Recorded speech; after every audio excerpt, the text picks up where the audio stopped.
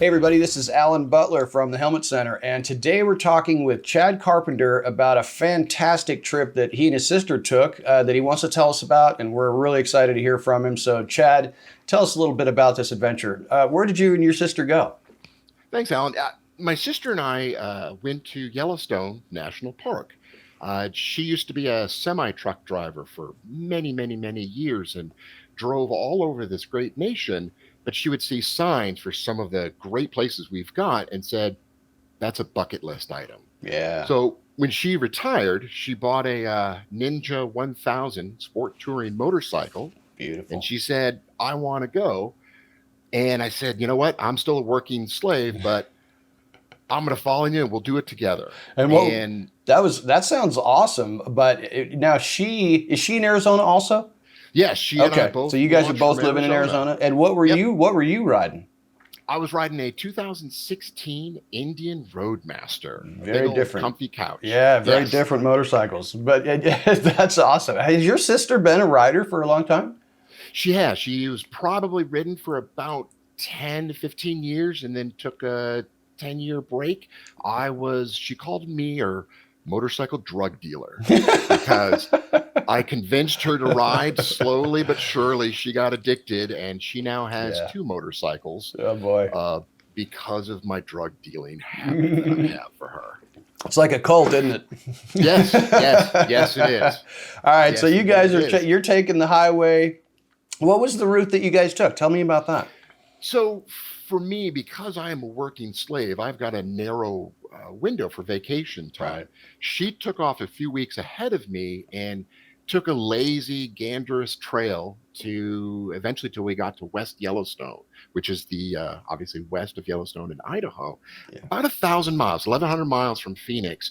For myself, I did what she called afterburner mode, where I just hopped on the freeway and just went gonzo for about 2 days Yeah. to get to our base camp. We got a nice little Airbnb place for about 3 or 4 days, if I recall. And the idea was to use that and launch out and see Yellowstone. Yeah. And Now there's I a know mono, that the yeah. weather is a little bit wonky in that part of the country. Did you how was the weather for Well, this trip?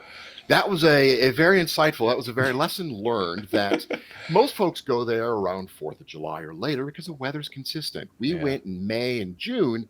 It might be sunny for 3 days. It might snow for 3 days. It might Yeah. hail for 3 days. Guess which one we got? Sleet and hail. That is correctamundo. So uh, it was. We had a game as we were riding and chattering on our teeth through our comms. Just we asked whoever could get the lowest recorded temperature on their dash uh, did not have to buy dinner that evening. So I won because it was 41 degrees, and oh. I said because mine was calibrated with a pure American Eagle temperature sensor versus her measly Japanese out of country motorcycle. Yeah. Um, so we're there. We had a great time in West Yellowstone, got our supplies, got ready, and we looked at the map and the weather. Crap. It's going to snow and be 50 degrees for the Oh. next 4 days that we're there. The Oh. time we're supposed to view this beautiful, beautiful area, this picturesque item. So we do what any sane person would do on a motorcycle trip is we rent a 2000 Chevy Impala. Yeah. So our great motorcycle grand adventure in Yellowstone, we saw behind the windshield of a General Motors product. Yeah.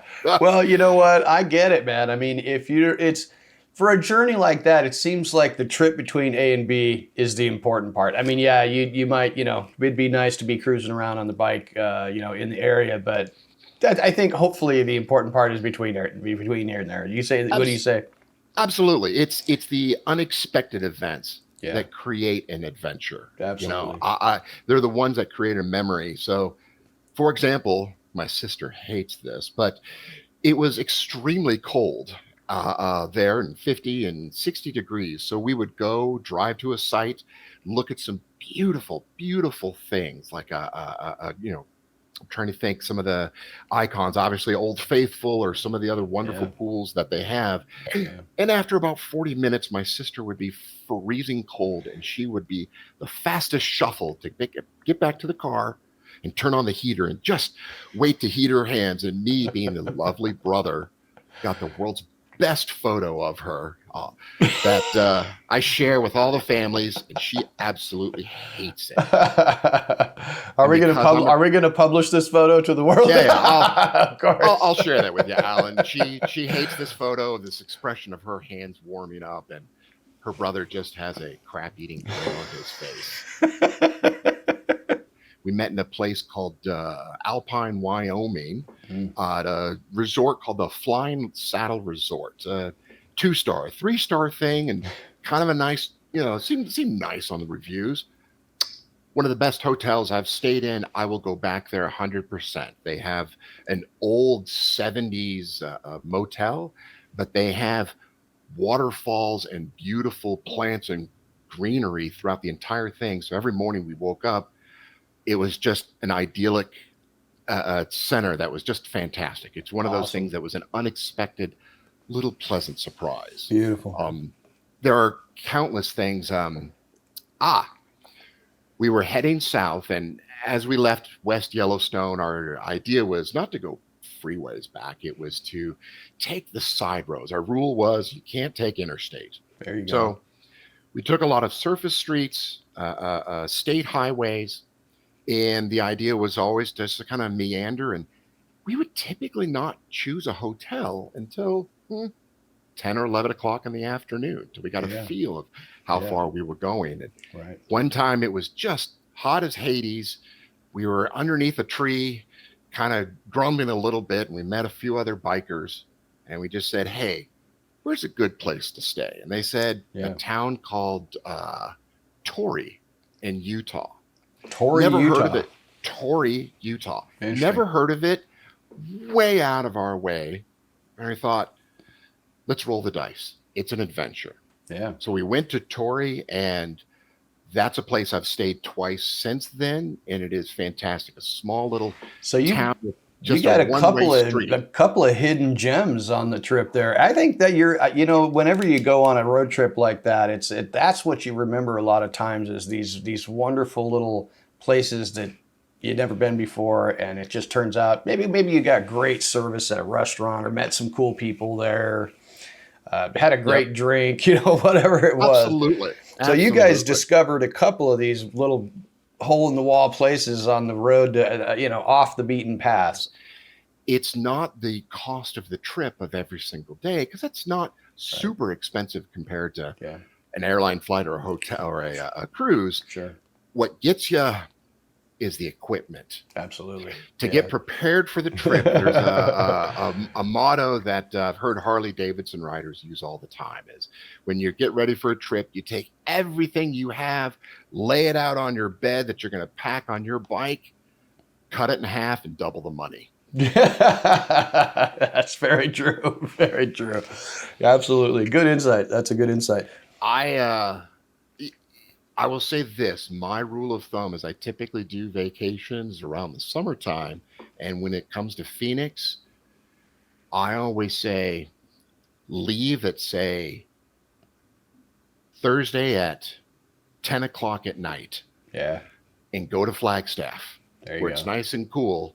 Then I stay the night at Flagstaff, and at 5 a.m. Flagstaff morning, that's when I launch. There you go. And from there, I go to Utah or go to Colorado, Yep. go to Idaho, South Yeah. Dakota, all Yep. that other places. That's a great little gem I have learned to help beat the Arizona heat Yeah. and get a good kick start on a long and wonderful adventure. Awesome. Awesome. Chad, I really appreciate your time. Yeah, Thank you you so bet. much for coming on and chatting with us about your adventure. Hopefully it inspires people to get off the couch and, brush off that bike and get on it and get out there. I know it's tough when the summertime comes. You're like, I don't feel like doing that. Well, that's like that Chad's saying. get out of here. This is a great place to leave from at this time of year. So Yeah. get on your bike and ride out and get out of here, man. But Chad, thank you so much, buddy. Appreciate it. We'd love to have you on another time. Come and share another adventure bet. with us someday. It's been a real awesome treat talking with you, buddy. Thank you so much, and I hope you have a great rest of your day. Thanks, Alan. You as well, bud. Awesome. We'll see you soon.